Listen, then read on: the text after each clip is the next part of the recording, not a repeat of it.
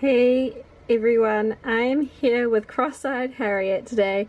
Her eye socket on this side is loose, so that's why her eye keeps switching around. They're not glued in place yet. So I am just here to show you how to do hair mapping. So I have already mapped out a head. I've already filmed that for you all, but just the tools that I've used is this 6B pencil by Faber-Castell.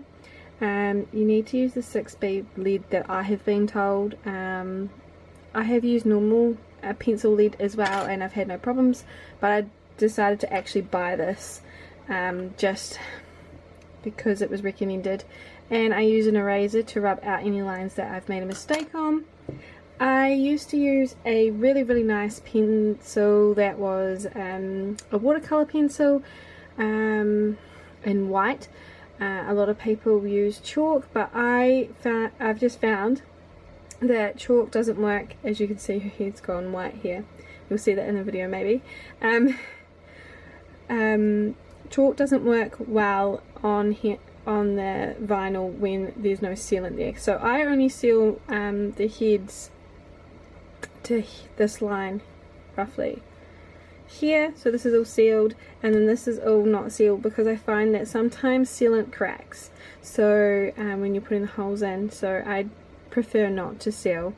And yeah, this is just an overview here of what I've done, and you can see some of that white line stuff just doesn't want to go away, but that's alright, we'll be covering that up with here.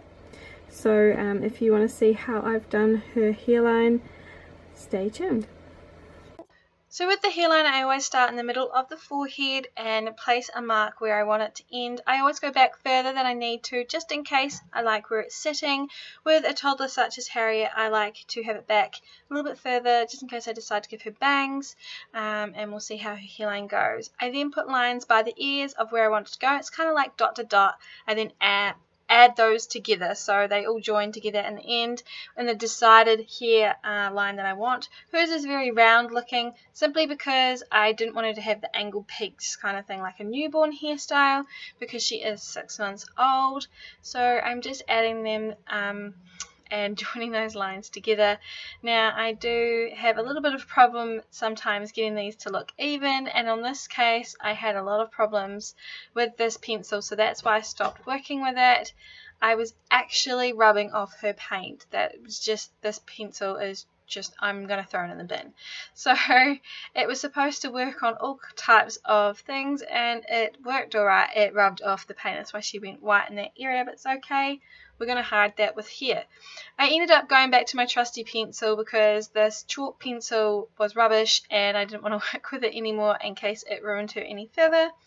So I'm sorry about the camera focus as well, it's just, it hates me. But anyway, I'm trying to even it out as much as I can right now. Again, I started to make a mistake here with rubbing off, and I just, yeah, gave up on using that pencil and swapped to using the actual pencil I'm used to using. So back with the trusty steed in hand, we then are going around the back of the ears. This is just my usual routine. I always do around the ears, and then I do kind of like a joining out sequence from here as well. So I kind of make sure they're as even as possible, and that's just me erasing some lines, and then draw the line around the back of the head. This video has been sped up, as you can tell, so definitely take your time. It's not a rush or a race at all to get the lines straight. Some people like to actually draw hair lines, like proper hair, with a watercolor pencil or a Prismacolor marker, pencil, and that's totally cool. I haven't tried that and I do want to. I'm now working on the crown, and I am angling that to the way that I want her hairline to go. So I don't actually worry about this front line too much. I just get it in place and then work from that. So we're just going to keep going around in a natural way of lining up this hair. So you can do this in any way you want to. I'm just following this line that I have created and tapering the hairlines off. I don't do huge amount of lines. I do like to have big sections, but I definitely don't like to just do maybe like 5 lines and then just leave it as is. I definitely need those guidelines there because I want the hair to go as natural as possible. So I'm just going to fill those in. Her head is very big, so I wish I hadn't have chosen her to be the model for this tutorial. But you can see what I'm doing, right? You can just see that the lines are coming down in a natural fashion. And I just continue around until I've got the lines where I want them to be. I'm not too fussed about what's happening on top simply because I don't bother filling that in until I get to that point. However, for you guys, I definitely go ahead and do that. But here what I'm doing is tapering off the sections of where I want the thicker hairs to go. So on Harriet, she's going to have blonde hair underneath.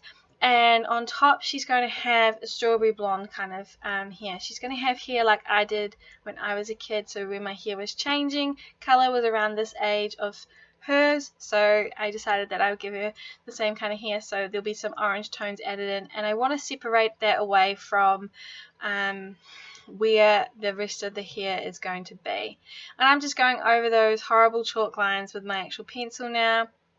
So when you're working on babies, you can use pencil and then rub it out.